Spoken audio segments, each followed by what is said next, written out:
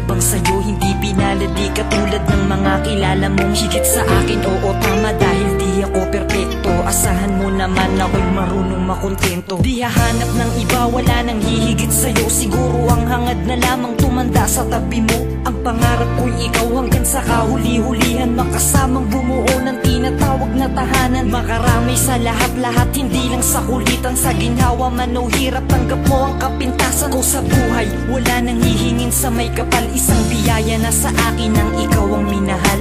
Ikaw ang minahal, ikaw ang minahal.